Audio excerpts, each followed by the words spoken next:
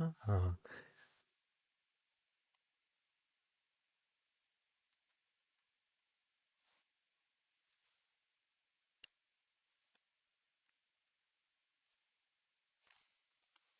Good evening, everyone.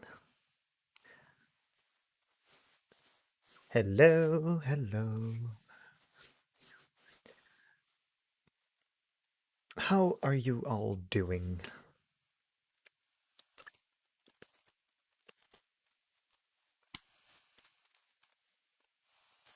Me personally, I am doing quite well.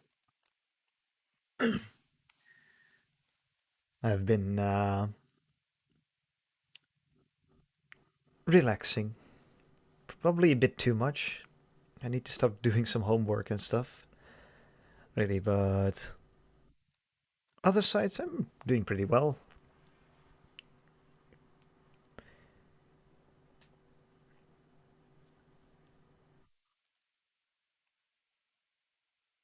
I'm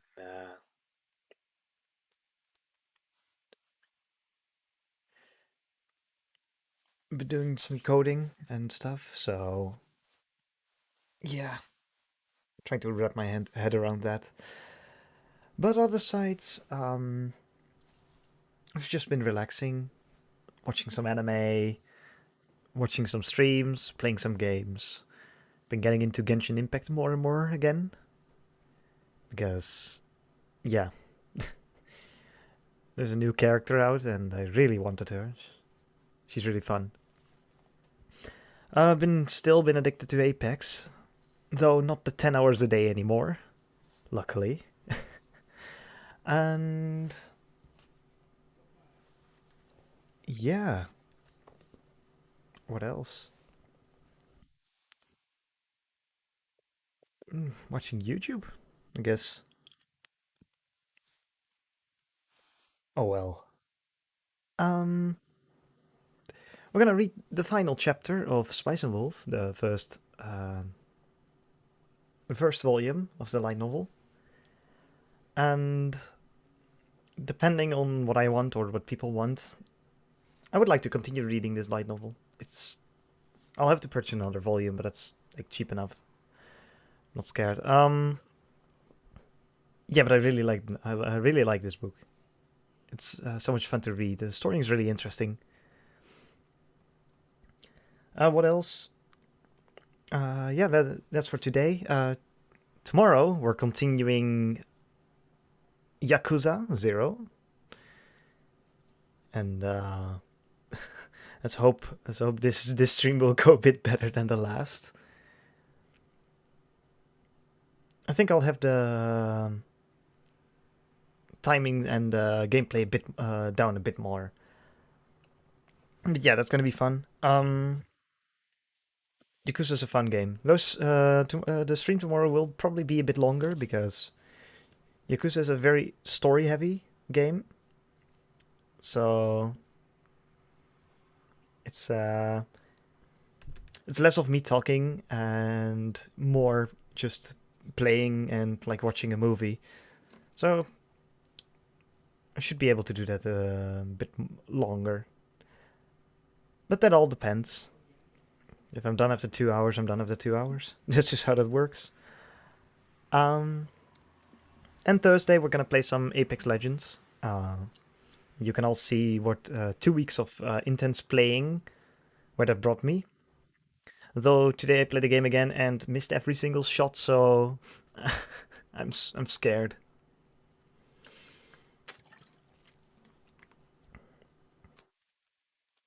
And then Friday, no stream.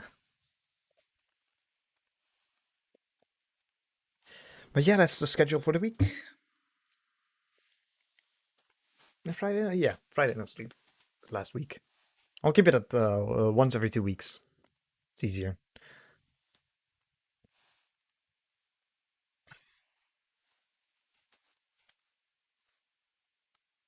But yeah,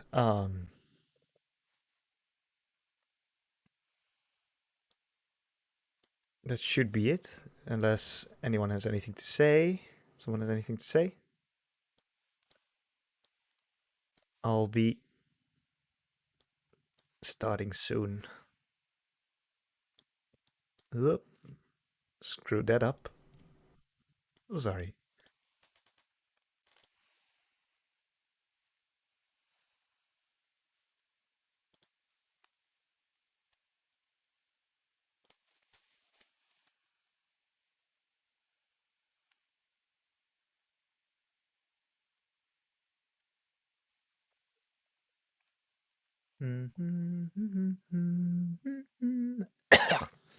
Damn.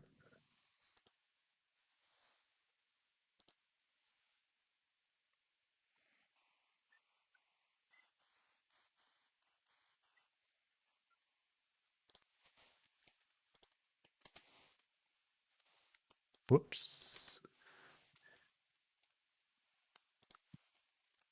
All right. I guess that's it. Then.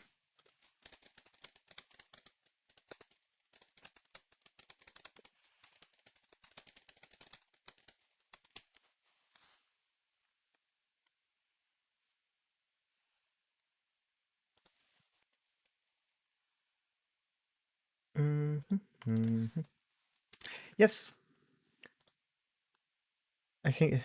Yes, I guess that's it. And we'll get started. Let me put on some music. Yeah. Turn it down a bit. Yes, that should be alright. If it's too loud, just give me a heads up. Can always change it. Yes. And yeah.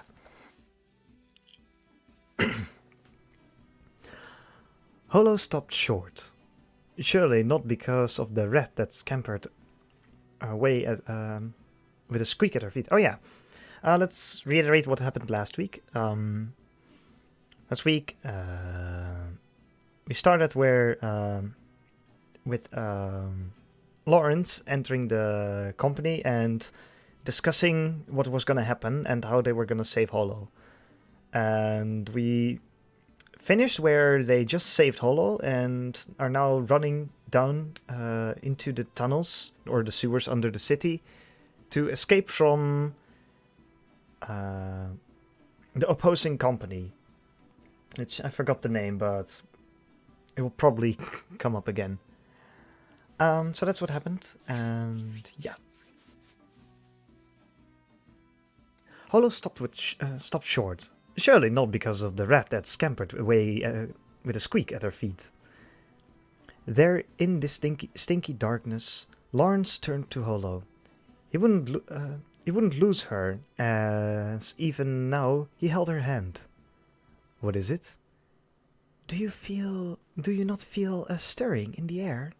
Lawrence wasn't sure where exactly in the city they were, but the scent of clean water in the air suggested that it was somewhere near the marketplace. He could at least tell that they were well away from the river that flowed alongside the city.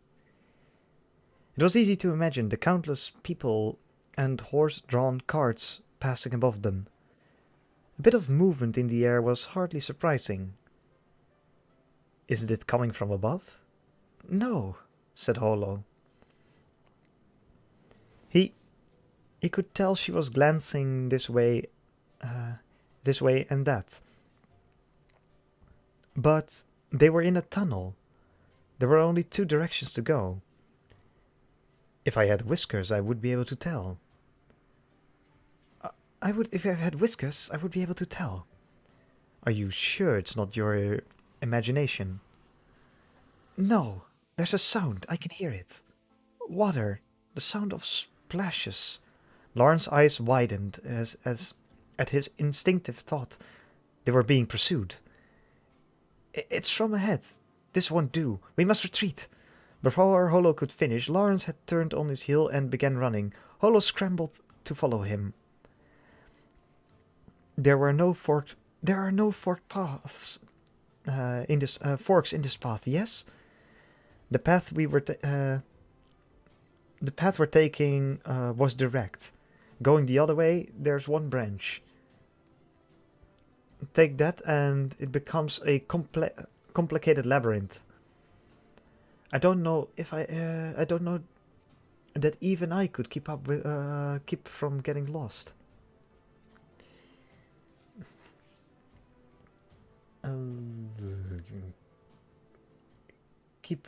Could keep from getting lost here. Whoops, said Holo as she stopped in her tracks again. Their hands came apart at the sudden stop, and Lawrence stumbled. As he hurried to turn around, it seemed like Holo was facing back the way they came.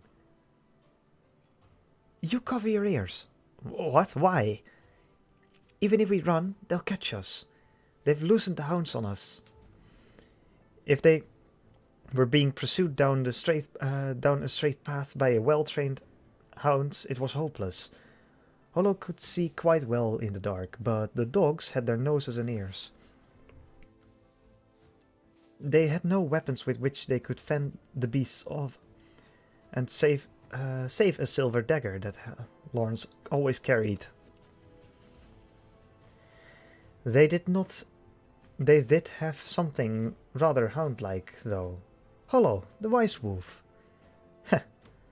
So foolish sounding, that baying, said Holo. Lawrence could now faintly hear the hound's cries. It may have only been the overlapping echoes, but from the sound, Lawrence guessed that there were at least two animals. What was Holo planning? I'm not certain what I'll do. I'm not certain what I'll do if they're too stupid to understand this. Anyway, cover your ears. Lawrence did as he was told and plugged his ears. He'd figured it out. Holo was going to howl. Let's turn down the music a bit. That's better. Holo was going to howl. Holo took a long, deep breath. It lasted so long, Lawrence began to wonder where all that air was going. There was a brief pause, and then she unleashed an earth-shaking howl. Ow! Ow. The force of the great noise was enough to send shivers down his hands and set the skin on his face trembling. It seemed as though the tunnel was about to collapse. The wolf howl was enough to strike fear into the heart of the strongest man. Lawrence forgot it was Holo howling and curled up into a ball. The merchant remembered being chased across plains by packs of wolves. They possessed overwhelming numbers, knowledge of the terrain, and physical strength no human could hope to match. They would bring all three to bear and attack, and the howl was the signal. That was why some villagers, when stricken with plague, would imitate a wolf's howl to drive away the disease. Holo coughed jaggedly. Ugh, my throat. Lawrence heard her coughing once the howl had subsided and took his hands down from his ears. It wasn't surprising that such a great howl from a small throat came with a price. An apple. I want an apple. You could have as many as you want once we're free. What of the hounds? They turned tail and ran. Then we should do likewise. They'll know where we are now. Do you know the way? More or less. Before starting to run, Lawrence held out his hand to Holo, who gripped it firmly.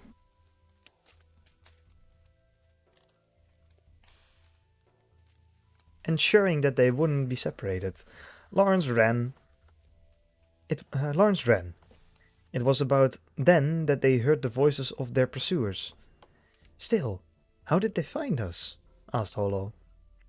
I doubt they knew exactly where we were. They probably came underground after being unable to find us above, and then happened to run into us. Ah! If they knew exactly where we were, they would have cornered us by now. I see. You're quite right. Directly ahead of them, muffled noises could be distinguished. Then a faint ray of light penetrated the dark tunnel. It was it was where they had first entered the passage. Lawrence had never been so optimistic as to think the Mylone Company would come to their rescue. He drew a sharp breath as the realization washed over him like a splash of cold water and quickened his pace. Then a voice echoed down the passage. "The Mylone Company has betrayed you. There's no point in running." As if to avoid the voices, they turned down a single branch, and from behind them came the same words. Lawrence ignored them and continued to run, but Holo was uneasy. "Sounds like we've been sold out. And for a high price, no doubt. As long as you're here, the Mylone Company will lose a branch at the very least." "I see. That's a high price indeed." If they were truly betrayed, Marhai would have been forced to put the entire branch on the line. If he'd really done so, he must have been planning to keep the branch's money and escape by himself to some far-off land, but it seemed unlikely that the Mylone Company would let that happen. Nor did he take Marhai for the kind of men to run. Which meant that the pursuers were simply lying on the spot, but someone who used such tactics like Holo, it would be effective. Holo nodded her head to indicate understanding, although her grip on his hand grew faintly tighter. Right, we turn right. We turn right here. Right. Lawrence stopped immediately after rounding the corner. At the end of the slightly winding tunnel, a lantern swayed. "There they are!" cried a voice. Lawrence immediately took Holo's hand again and ran back along the path they had first taken. Their pursuers broke into a run as well, but their footfalls did not reach Lawrence's ears. "Do you know the way?" "I do. It's all right," said Lawrence impatiently, but not because he was out of breath. The paths were so strangely complicated that all he could remember from what the Mylone employees told him were the paths that connected the entrance and exit. It wasn't the lightest to say he knew the way, but it sure wasn't the truth either. If which way to turn left or right, and after how many intersections, then it was true. If it was not, it was a lie. His head filled with strange illusions that threatened to blank everything out. The sound of a column of mice running through the forest, tripping over the rubble and of a crumbled stone wall. Traveling merchants had to remember complicated figures about how much they owed and how much they were owed, so they tended to have confidence in their memory. But Lawrence's confidence lasted for only a moment after he asserted it. The twisted tunnels were just too complicated. Another dead end? They'd gone a short distance after turning right at the T-junction. Before reaching the end, Lawrence kicked at the wall. Breathing heavily, his actions made his worry clear, but Holo, her breathing also ragged, simply squeezed his hand tighter. The Medio Company had apparently decided it was important to capture both of them, and they'd sent ample manpower to accomplish it. Their footfalls and shouted voices echoed through the halls. They were so many that even Holo couldn't be sure of their number.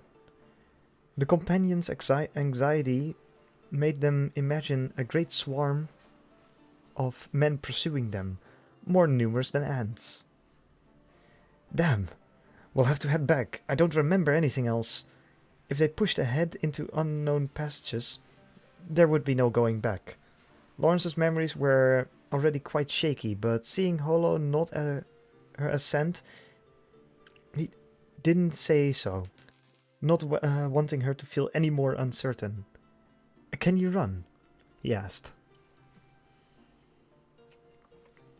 Lawrence was a hill and a hardy traveling merchant, and despite his fatigue, he knew he could still run, but Holo could only nod her head in answer. Perhaps her human body wasn't as capable as her wolf form. Just a bit, she said hastily after gasping for air. Let's find a place to... Lawrence began.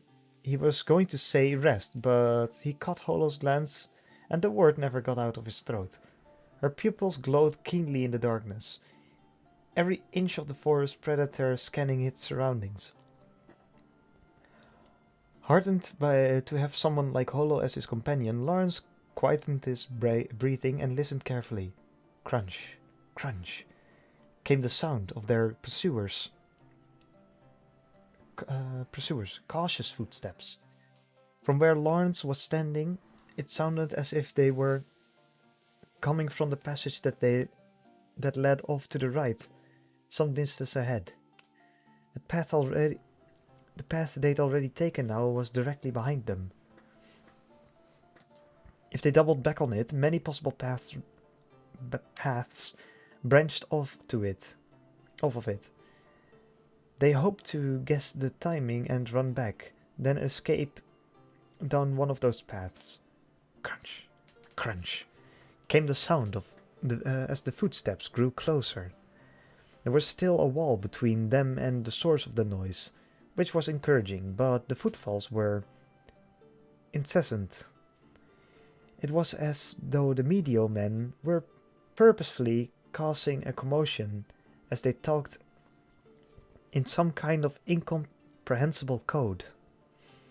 Lawrence felt as though they'd already fallen into the trap, and their pursuers needed only to toss the net out to capture them.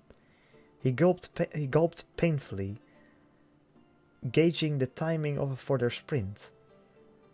He hoped to run as soon as there was another shout from the Medio company people. It was not a long wait. Ah! Another sound came from the direction of the footsteps. A sneeze. Lawrence took this as a blessing from the gods and grabbed Holo's hand tightly in preparation to run. Achoo! It sounded as though whoever sneezed realized his mistake and tried to muffle the sound with a hand, but it was more than enough for the two to begin their flight. They just turned left at the first junction. Just then, something black crossed in front of their faces. Lawrence realized there was no mere rat, and Holo began to growl. What? Shit! Here! They're here!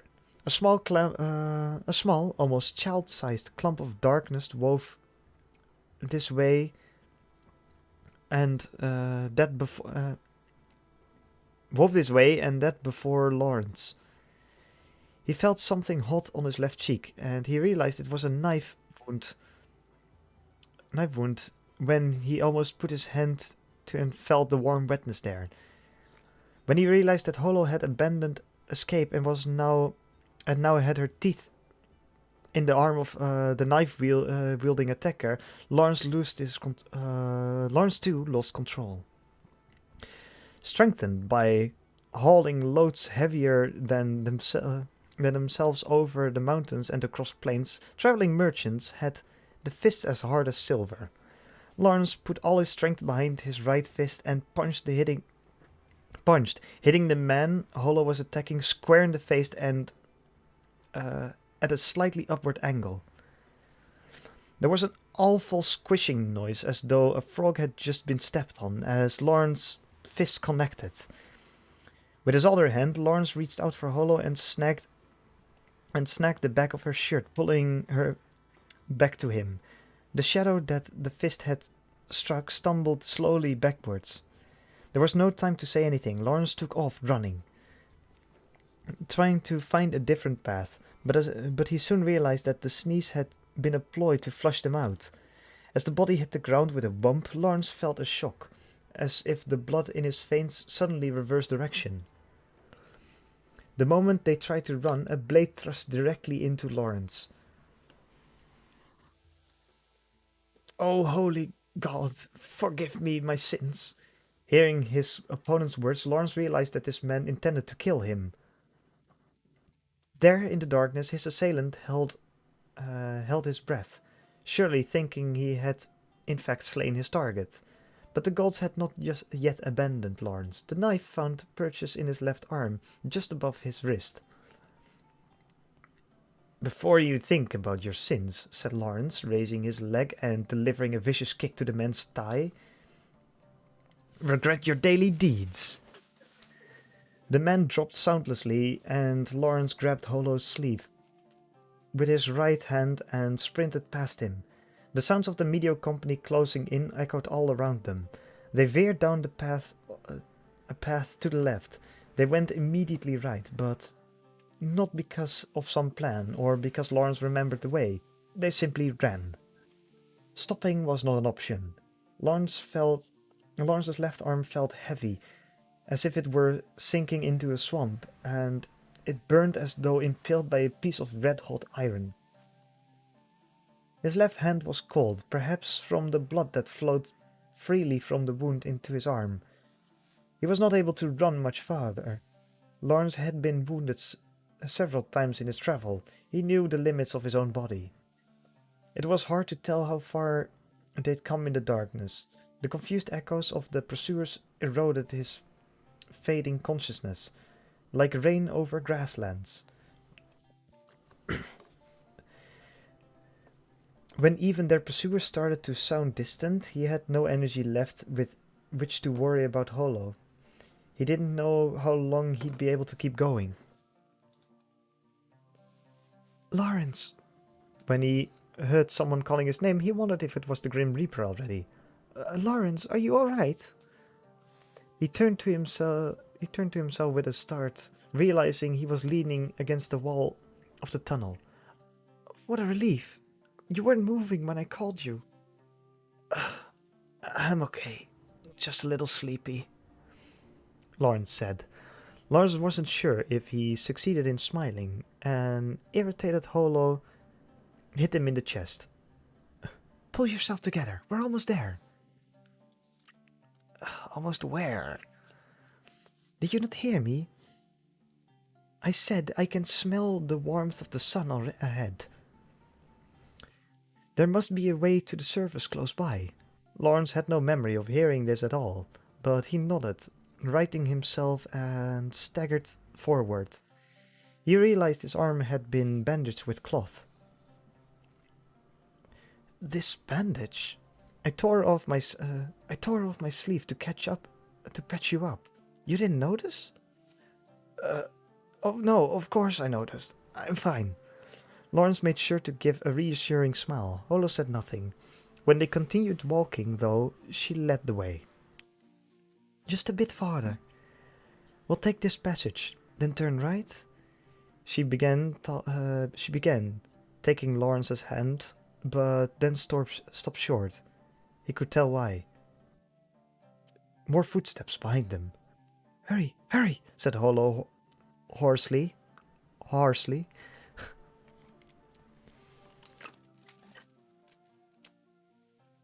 Lawrence quickened his pace, feeling near the end of his strength.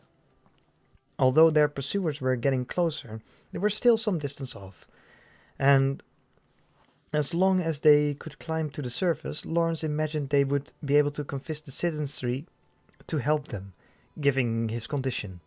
The media company probably wouldn't want a scene in front of many witnesses. As long as she took the opportunity to contact the Mylon company.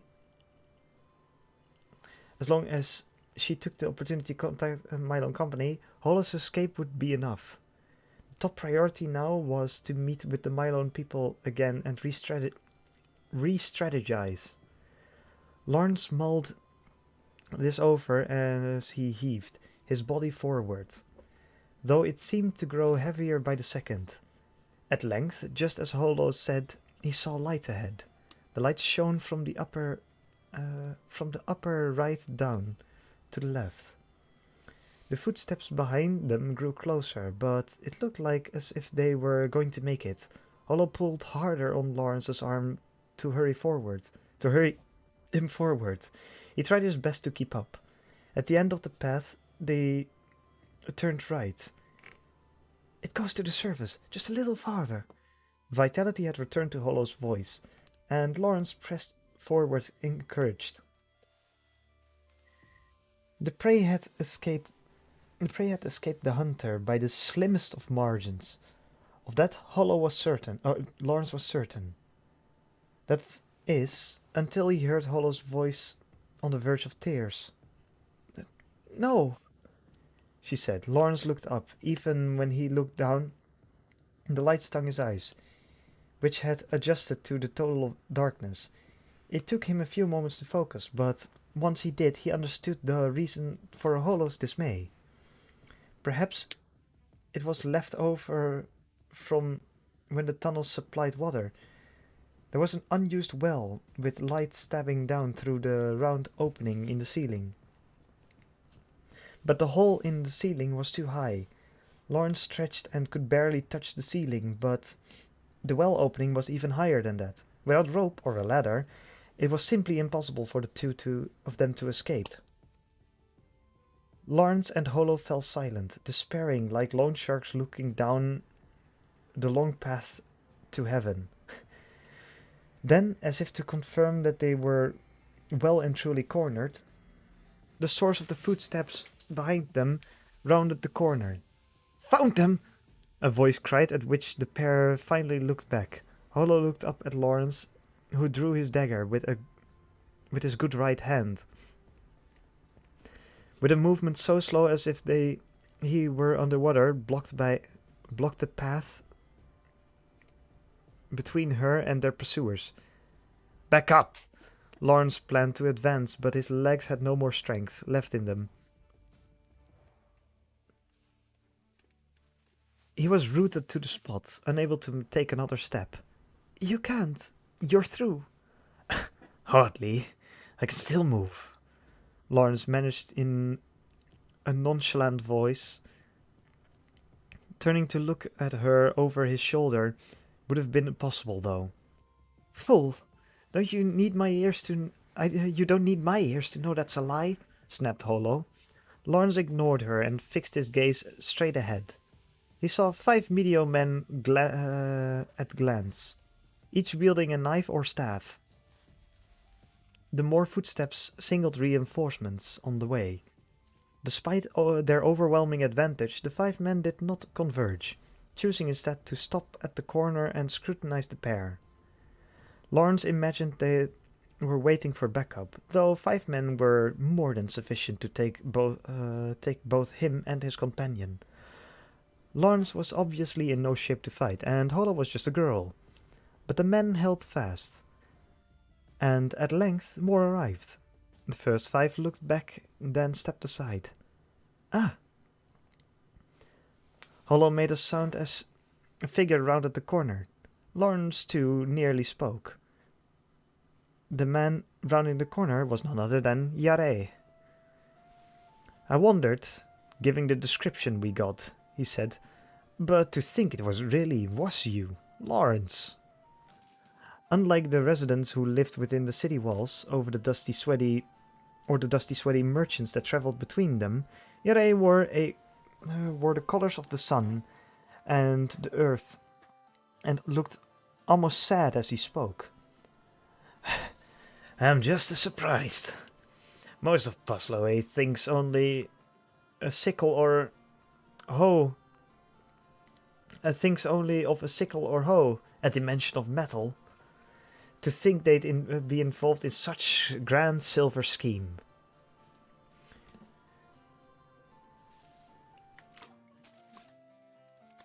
"There are few who understand this transaction," said Yarai, as if it wasn't the village at all, which was understandable given his attire. The depth of his connection with the Medio company was self-evident in the color and texture. A humble farmer would never be able to afford such finery. Let's catch up, shall we? We have no time for it now. Come on, Yare. I came all the way to your village and still wasn't able to see you. Ah, but you met someone else, didn't you? Yare glanced past Lawrence, but Holo behind him. To Holo behind him. I wouldn't have thought it possible. But she really is right out of a fairy tale. The wolf spirit incarnate. Responsible for harvests great and poor. Lawrence felt Holo flinch, but didn't turn to look her way. Hand her over, Yare demanded. We'll give her to the church and put the old ways to rest forever. He took a step forward. Lawrence, if we have her, we can destroy the Mylon company. Then once we've abolished the wheat tariff, the wheat in our village will be hugely profitable. And who will sell it? And we who sell it, rich men. Nothing is so profitable as untaxed commodity. Yare was 2 paces from them when Holo grabbed Lawrence's shirt. Despite his dizziness, he could feel her hands trembling. Lawrence, our village still remembers that you bought wheat from us when we were suffering under heavy taxation. It would be no trouble to give you purchasing priority now, and we're friends, nay? Surely, as a merchant, you can figure gain and loss. Yarai's words sank slowly into Lawrence's consciousness. Selling untaxed wheat would be like plucking gold from the stalks. If he took Yarai up on his offer, his fortunes would surely rise. Then when he'd saved enough, he could open up shop in Pazio, and with those wheat options and his best weapon, he'd continue to expand his business. Yarai promised the fulfillment of his dreams. Oh, I can figure gain and loss, all right, said Lawrence. Oh, Lawrence, said Yarai, brightly, his arms wide and in welcome. Holo tightened his grip on Lawrence's shirt. Lawrence used the last of his strength to turn back to Holo, who looked up at him. Her amber eyes saddened as she looked at him. She soon closed them. Lawrence slowly turned back. However, a merchant must always honor his contracts, he said. Lawrence, Yarai asked Yarai surprisingly. Lawrence continued. As fate would have it, the strange girl I've picked up wishes to return to the Northlands. I have a contract to accompany her there. Breaking that contract is something I cannot do, Yarai. You... A shocked Holo began as Lawrence stared down at Yarai. Yarai shook his head in disbelief, sighing deeply, then looked at Lawrence. In that case... In that case, I have no choice but to fulfill my contract. He raised his right hand and gathered the Medio henchman, who only watched until that point, took aggressive stances. I'm sorry our friendship was a short one, Lawrence. A traveling merchant is always saying goodbye, replied Lawrence. You can kill the man. Bring the girl alive. Yarai's voice was cold, now like a different person entirely. The Medio lackeys advanced. Lawrence held his dagger fast in his right hand, but he was still unable to take a step forward or back. If he could somehow buy them just a bit more time, the Mylon company might yet come to their rescue. He clung to that hope as he waved the dagger about clumsily. In that moment, Holo flung her arms around him. Holo? What are you? Her slender arms held him fast, then forced him to the ground. He wondered where she'd gotten such strength, but then he realized it was probably because she had no power left to resist. Holo couldn't actually support his weight, so Lawrence half fell backward, landing on his rear. The impact dislodged the knife from his hand. Lawrence reached for the dagger and tried to get up, but he couldn't manage it. Unable to support even his outstretched arm, he fell forward. Holo! Dagger! That's enough! Holo? She gave no response, save putting her hand into Lawrence's outstretched arm. This may hurt a bit. Please bear it. What? Lawrence failed to utter another word before Holo undid the bandage on his left arm and sniffed at the exposed wound. Suddenly his memory returned. He recalled the conversation when they first met. When he made her prove she was truly a wolf. He remembered her nonchalant reply. To assume her wolf form, she needed either a bit of wheat or fresh blood. What are you doing? Hurry! Take them! Lawrence Yerre shouted, and the Medio henchmen, whose advance had been stalled by Holo's strange actions, regained their senses and began to close in. Holo closed her eyes, bared her fangs, and sank them into Lawrence's wound. She's drinking his blood! Holo opened her eyes slightly at the shout and glanced at Lawrence. He couldn't have conjured as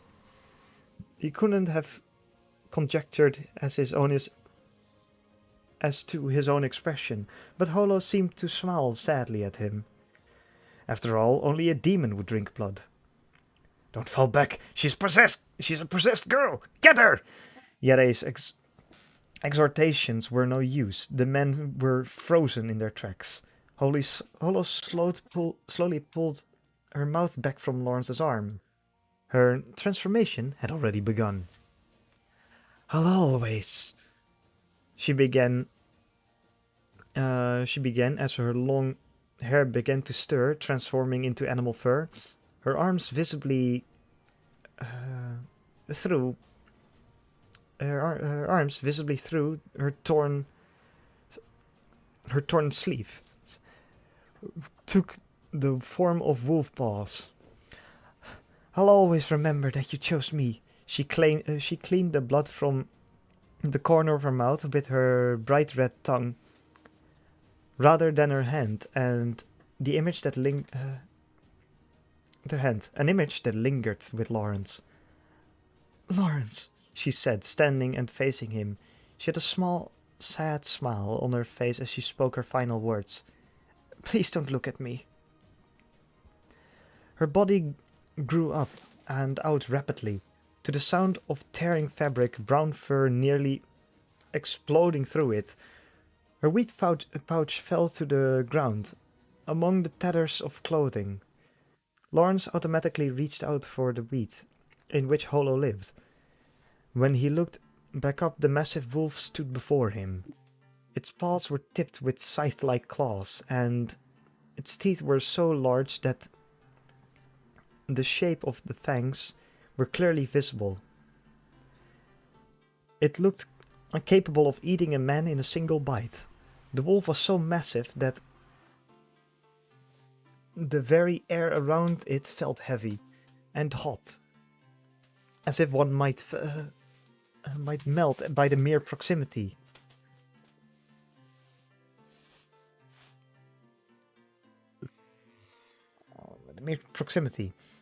In spite of that, its eyes were cool and calculating. There was no escape. Every man in the tunnel came to the conclusion at once. The single cry was the trigger. Most of the assailants dropped their weapons and ran. Two men hurled their weapons at the wolf, mostly out of terror. The beast moved its muzzle adroitly, picking up each iron weapon in turn and crushing it between its massive paws. This was a god. In the Northlands, the word god was used to describe anything anything beyond a human's ability to engage.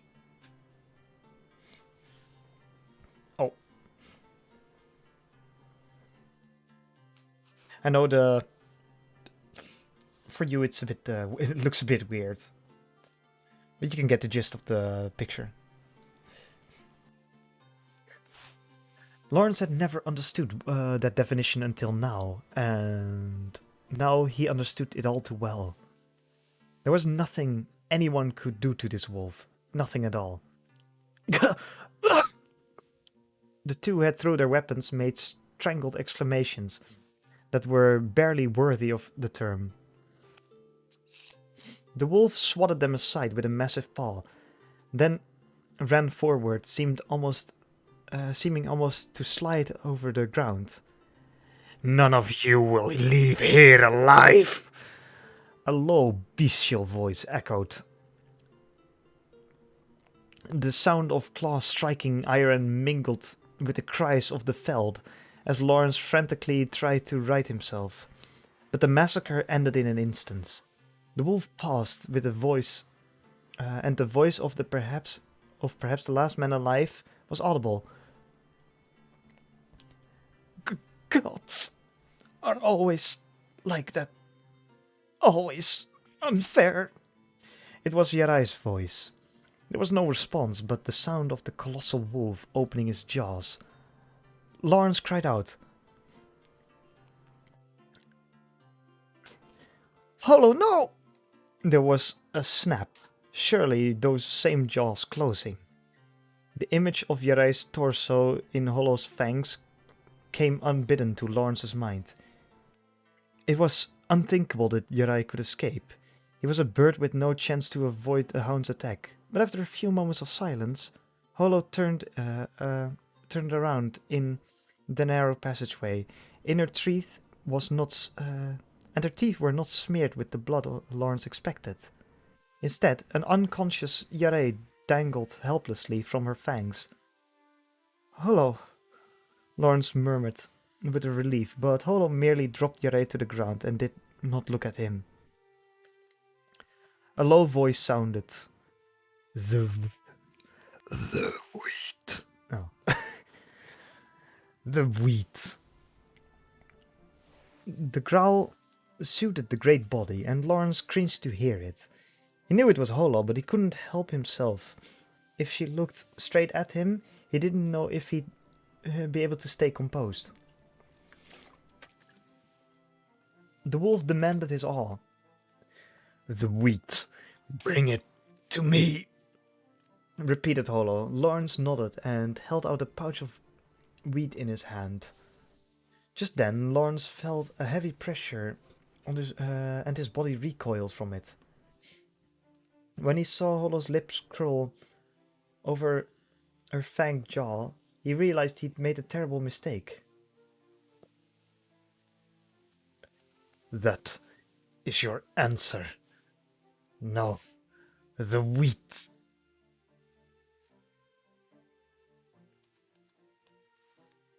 Although he knew Hollow intended to take the wheat and leave her words as if by tragic magic compelled his arm to reach out and hand it over. But he lacked the strength to support the arm to even hold the pouch. The first pouch fell from his limp hand to the ground. Then his arm collapsed against him. He wouldn't be able to pick it up again. Lawrence looked at the pouch in despair. "Thank you for taking care of me."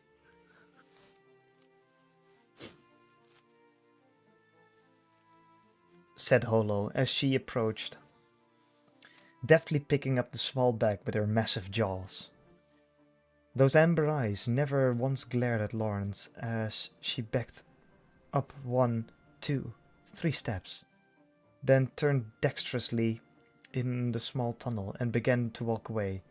The white-tipped tail that was Hollow's pride and joy caught his eye. It was magnificent as it waved sadly and receded down the passage. Lawrence shouted, His voice was so weak it could barely be considered a shout. But he sounded with all his remaining strength. But he sounded with all his remaining strength. Wait! Hollow kept walking. Lawrence despised himself for recoiling at her approach earlier. How many times had she said that she hated when people regarded her with fear, but his body had reacted instinctively. Humans couldn't help that. They feared the unknown, and so he had cowered before Hollow. Still, Lawrence Still, he called out her name. Hollow! Sounded his hoarse voice. It was useless, he realized, and just then Hollow stopped. This was his chance. If he couldn't change her mind, he would never see her again. But what to say? Scenarios flitted in and out of his mind. He couldn't convincingly claim he wasn't afraid of her. Her form still terrified him, but he wanted to stop her. He couldn't find the words to express the conflict he felt. His mind worked frantically. No doubt Hollow would have mocked him for being inarticulate as he tried to put together the words that would bring her back. How much do you think the clothes you destroyed cost? Was what he finally came up with. I don't care if you're a god or not. I'll see you pay me back. You earned your 70 silver pieces. That's not nearly enough. He yelled at her, trying to sound angry. No, he was genuinely half angry. He knew that begging her not to go would be pointless. He was still terrified of her form. He could only conjure this single reason to prevent her from going. The grudge a merchant will bear over money is deeper than a valley, and a merchant collecting a debt is more persistent than the moon in the night sky. Lawrence put as much venom into his words as he could to convey that. He was not telling her that he didn't want her to leave, he was telling her that leaving would be pointless. How many years do you think it took me to save up that much money? I'll follow you. I'll follow you all the way back to the Northlands if I have to. Lauren's voice echoed through the underground tunnels for a while, before finally fading. Hollow stood there a while, then flicked her large tail. Was she going to turn around? Lawrence's strength finally failed him as he collapsed on the ground, even as his chest filled with a nervous impatience. Holly began walking again. Her paws pattered softly against the floor of the passage. Tup, tup. Lawrence felt his vision grow dim. I'm not crying, the merchant told himself as his consciousness sank into eternity. Epilogue. What time is it? We can do the epilogue. Epilogue.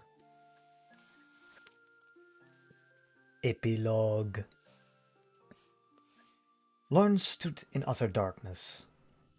Where was he? Where he was and what he was doing there, he did not know. Darkness hung in every direction, but strangely he could see his own body. He wondered where he was. As he pondered it, he caught a flash of something out of the corner of his eye. He turned to face it reflexively, but there was nothing. He rubbed his eyes, thinking it had been his imagination. When again, the shape flitted across the corner of his vision. Was it a flame? He turned again to face it, and this time managed to get a good view of the shape. It was chestnut brown. Something waving. He stared at it, finally realizing that it was no flame. It was fur. It was long,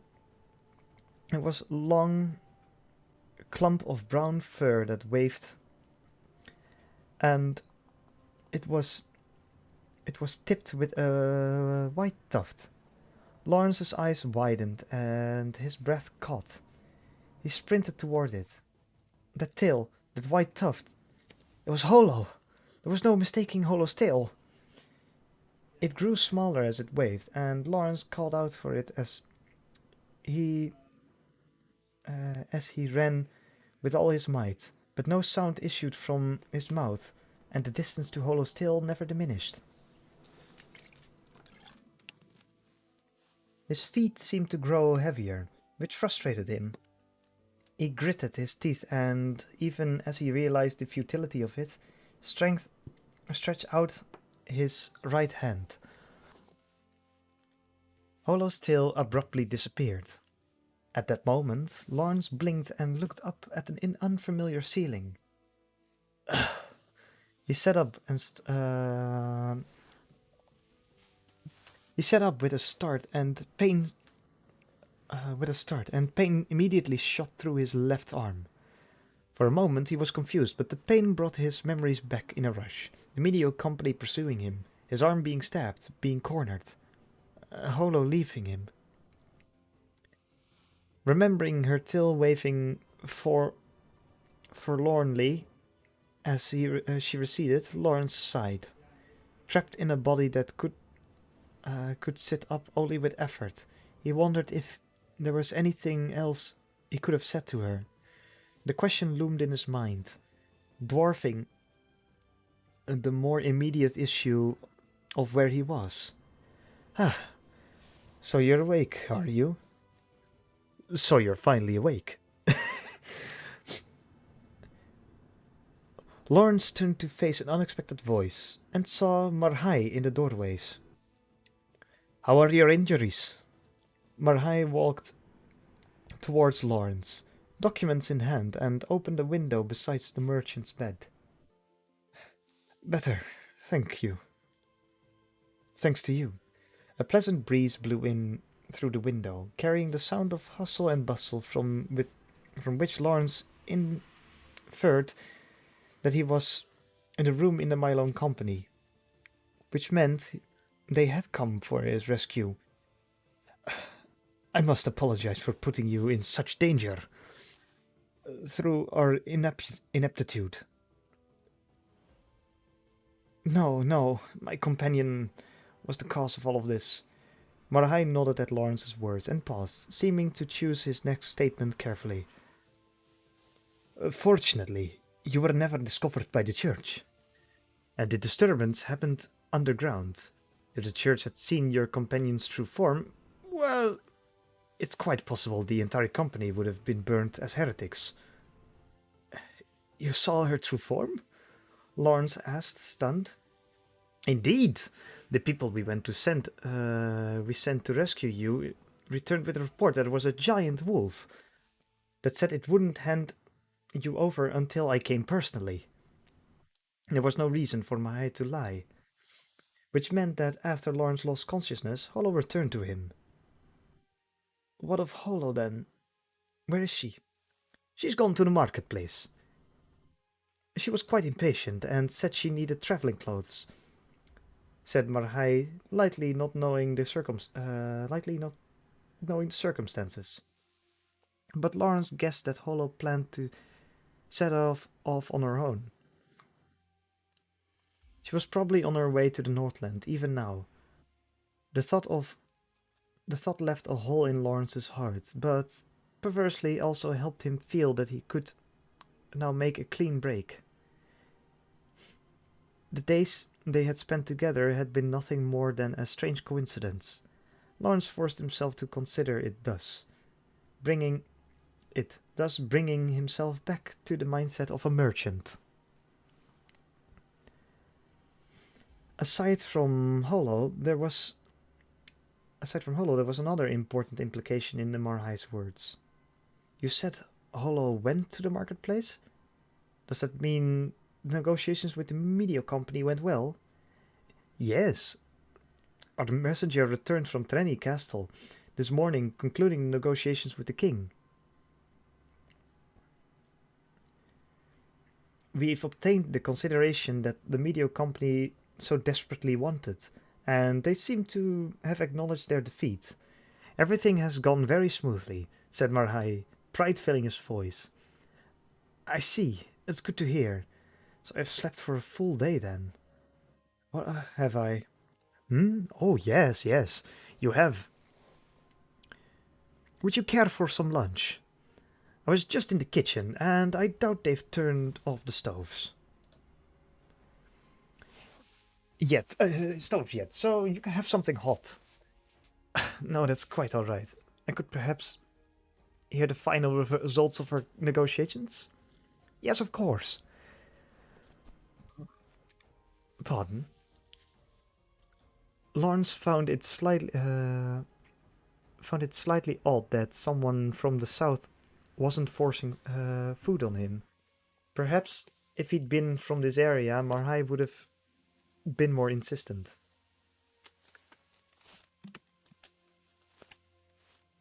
The amount of silver we collected came to 300, 307,212. The the king plans to significantly cut silver content of these coins, so he agreed to pay the amount of the equivalent of 350,000 pieces. It was a staggering figure. Lawrence was not thinking about the absolute numbers, though he was busy figuring out his own approximate gain. He was contractually entitled to 5% of the Mylon Company's profit.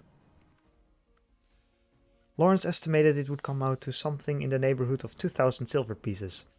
It would be enough for him to fulfill his dream to open his shop. According to our contract with you, Mr. Lawrence, we owe you 5% of a profit, is that correct? Lawrence nodded, and Marhai nodded back. Marhai then handed Lawrence a single sheet of paper. Please confirm this. Lawrence didn't hear him. An unbelievable figure was written on the paper. What? 120 pieces. 5%, said Marhai coolly. Lawrence did not become with anger. The paper made it clear that what had happened to the gain they'd expected. The cost of transporting the coins, the transfer fee when the king paid us, the silver tax, the cost of processing the contract. His advisors undoubtedly put him up to it. They knew they would have to give up those special privileges, but wanted to limit their losses on the silver exchange as much as they could. Looking at the details, he could only see that the king had very cleverly exploited his position to get as much money from the Mylon company as he could. In addition to requiring that the company pay for the collection and transport of the coins. He made them remit the silver coins directly rather than using a note of exchange. The transportation had been hugely expensive, running into the tens of thousands of pieces after including horses, lockboxes for the money, the guards. The king had even charged them an exorbitant amount for the drawing up the contracts. Though the signer of on the Mylon side was a wealthy merchant of noble descent from the south who operated his own branch of a large company, he was far from a king. There was no question of who held the upper hand. The Mylon company had to simply accept charges.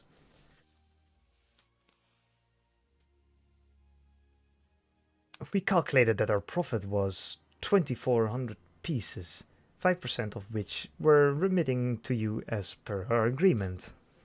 Lawrence had schemed like a man possessed, been stabbed in the arm for 120 silver coins. When he considered that if he hadn't gotten involved in this business, Hollow might not have left him. The other figures he saw in mind were red. It simply hadn't been worth 120 coins. But the contract was a contract. He had no choice but to accept it. Sometimes there were gains in life, and sometimes there were losses. It was simply reality of being a merchant. He supposed that he should be happy to not have lost his life and to have come out 120 silver pieces ahead. This, Lawrence slowly nodded. This was not something we expected. The outcome is regrettable. Unexpected outcomes, unexpected outcomes are part and parcel of business, replied Lawrence. It is generous to say of you to say so. However, said Marhai, getting Lawrence's attention again, Marhai's tone had brightened for some reason. Unexpected situations can also work out happily. Here, Lawrence accepted a second sheet of paper, his eyes flicking over the contents. He immediately looked back at Marhai in shock. The media company badly wanted those special privileges, and they knew the silver they'd collect was going to decrepitate rapidly soon, so it was like holding on to debt. They expected they'd be able to turn a profit with the tariff authority, and they would do anything to get it. They made us an offer immediately. The document in Lawrence's hand stated that his share of the profit from the exchange was 1,000 silver pieces. 1,000 silver pieces? Is this really acceptable? It is a trifle, said Marhai with a smile. The Mylon Company had no doubt made much more than that, but Lawrence was not so rude to ask the exact figure.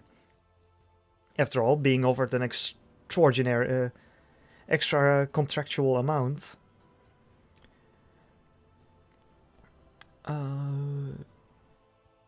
extra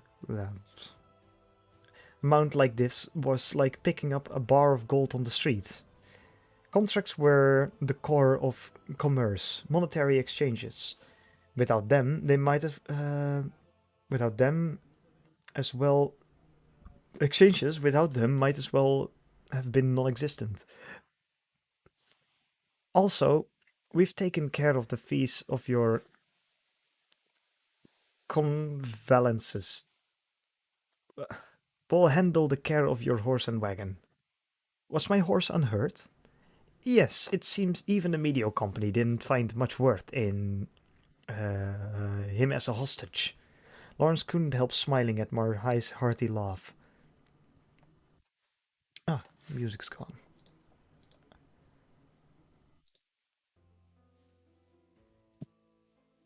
Yes. That's better. This was all better, far better treatment than he had any right to expect. We'll discuss the payment details and so on another day. Then, shall we? Said Marhai. That'll be fine. Thank you so much, truly. Hardly, the pleasure is all yours. It's a small price to pay to remain in good graces of a merchant of your ability, Mr. Lawrence. Marhai looked at Lawrence with eyes that rarely missed a calculation, and he smiled the best mercantile smile. Probably on purpose. Still, the fact remained that Lawrence had received 1,000 silver pieces from a branch supervisor of a huge company. They clearly thought of him as a person with whom a good relationship was important. A mere traveling merchant like Lawrence should be pleased by that.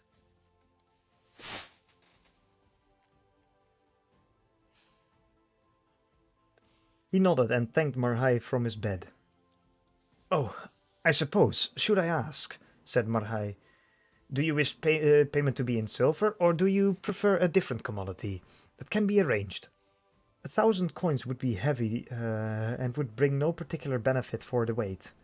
Lawrence considered Marhai's proposal, thinking about the amount he'd been promised and the size of his wagon, and a single item came to mind.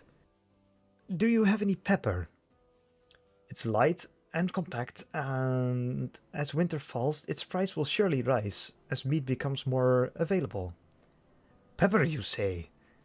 Is there a problem? Asked Lawrence, seeing Marhai chuckle. No, not at all. I recently read a play we received from the south that reminded me of it. A play? Indeed, a demon appears before a wealthy merchant and says, "Bring me the most delicious, succulent human you can, or I'll devour you." Not wanting to die, the merchant presents the demon with the youngest, most beautiful maids in his house, and the plumpest footman, but the demon shakes his head in disapproval. I see. So the merchant scatters money throughout the city, searching for the most suitable person. Finally, he finds a handsome young monk who smells of milk and honey. He throws gold at the monastery to buy the lad and brings him before the demon. But the boy says, oh ye demon, who fights the ghosts, the most savory human in the land is not I." Lawrence was completely absorbed in the tale. He nodded wordlessly. "The most succulent human is before your very eyes. He has carried spices day in, day out. In his quest for money and his fattened soul is perfectly seasoned," continued Marhai cheerfully, gesturing expansively as he related the tale in the end. In the end, he even imitated the wealthy merchant's terrified face before catching himself and grinning sheepishly. It's all a religious play that the church uses to preach moderation in commerce. He explained. "That's what I remembered. Pepper is surely appropriate for a merchant about to make his fortune, I think." Lawrence couldn't help smiling at the amusing tale that Marhai's praise.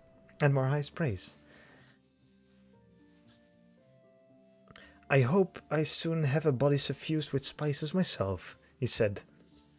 "We'll look forward to that, and to many fruitful dealings in the future, Mr. Lawrence," said Marhai, and the two smiled at each other again. "I'll see to your pepper. In the meantime, I have work to do." Marhai backed toward the exit. Just then, there was a knock on the door. "Perhaps that's your companion," said Marhai, but Lawrence was confident such a thing was impossible. Marhai left the bedside to open the door, and Lawrence, his head on a pillow, looked out the window. He could see the blue sky. "Overseer, sir, we received this bill."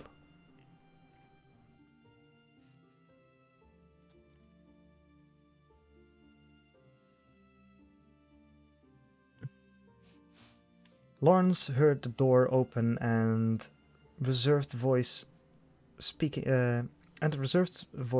to Marhai, along with the sound of a slip of paper being handed over. It was undoubtedly some urgent business. Lawrence looked up at it.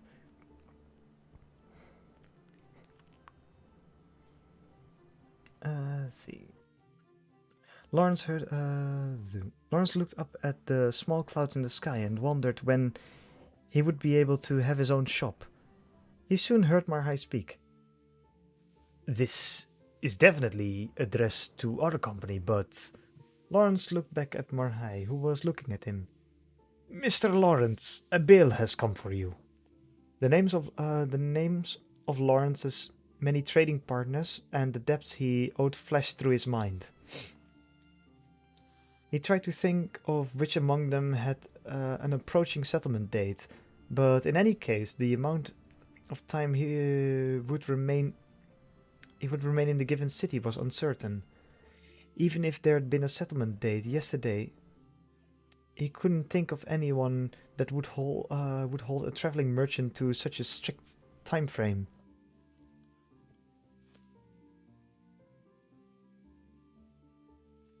And who would know he was here? Could I see it, please? Marhai took the bill from his subordinate and brought it to Lawrence. Lawrence took it and skipped past the standard contractual section, coming to the details at the end. He thought it would that if he could see what the bill was for, he might tell tell him who it was from. But the items on the bill did not ring any bells. Lawrence said, cocking his head curiously, but suddenly he sat as a bolt upright. Marhai, shocked, tried to say something, but Lawrence ignored him and ran over to the door, pushing it open and ignoring the pain in his left arm. Excuse me. Let me by, shouted Lawrence, and the shocked employee made way. Lawrence ignored the strange look he received and ran down the hallway before stopping. Where's the loading dock? He demanded. Following this hall to the end, turn left and it'll be... Thanks, said Lawrence shortly, dashing off. The rather expensive bill crumpled in his hand as Lawrence ran fast as his strength would allow. It was the contents of that crumpled bill that had Lawrence in such a state. The date on the bill was today, and it included items from a Pacho textile merchant and a fruit seller.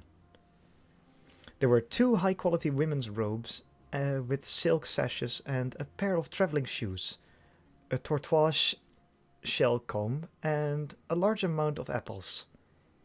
In total, it all came to 150 pieces.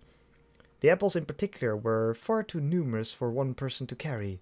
Despite that, there was no entry on the bill for the use of a horse or cart. There was one obvious conclusion. Lawrence arrived in the loading dock.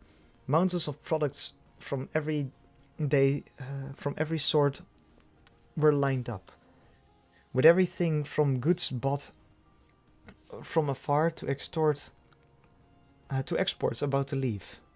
The dock overflowed with horses and shouts of people. The chaotic scene was just another day in the prosperous Mylone company. Lawrence scanned the surroundings for what he knew must be there. The large area was filled with horses and carts. Lawrence ran around, even slipping on a clump of scattered hay, before catching a glimpse of his own familiar horse and wagon, and approaching it. The other people working in the loading area looked at him strangely, but Lawrence took no notice of them, fixated on just one thing. In front of the wagon bed, piled high with apples, was a small figure held a beautiful piece of fur in her hand, combing it with a tortoise shell comb. She wore an obviously expensive robe and a hood pulled lower over her head. After a time, she ceased her combing and sighed. Not turning towards Lawrence, the figure in the seat and the wagon spoke. I wouldn't wish you had come to the northern forest to simply collect your debt.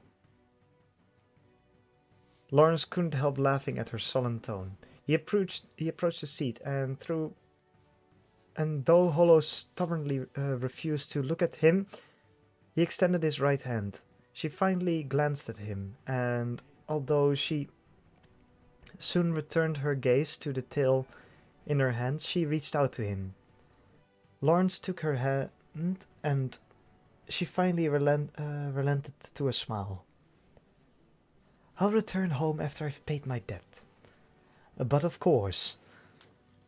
Hollow's hand gripped Lawrence's very, very tightly. It seemed as though the travels of this strange pair would last a bit longer. That is to say, the travels of the wolf and the spice. Roll the credits.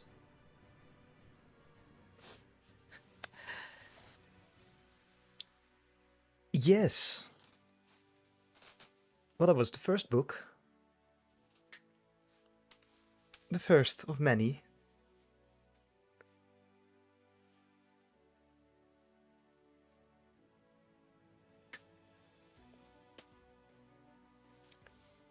So, it's a good book. Oh, it's actually a really captivating story.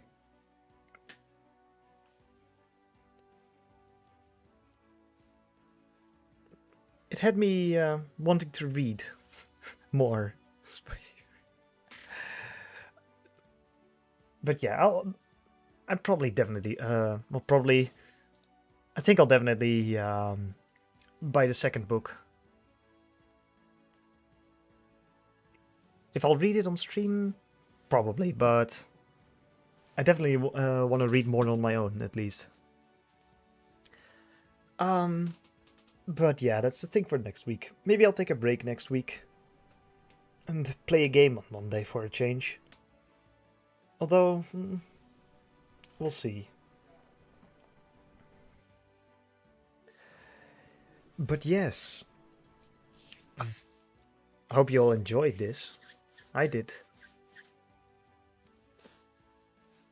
Yeah, like I said, tomorrow is gonna be more Yakuza. Continuing the next chapter in the game. Then Thursday is gonna be oh yeah, Apex Legends, which is gonna make me feel very embarrassed, but still gonna be fun. So I hope you'll join me for those streams, and I hope you all enjoyed today. I'm getting better at reading and pronouncing words. But yeah, thank you for watching. I hope you enjoyed. I'll be here, same time again, tomorrow, with some Yakuza. And I'll see you then. Bye bye.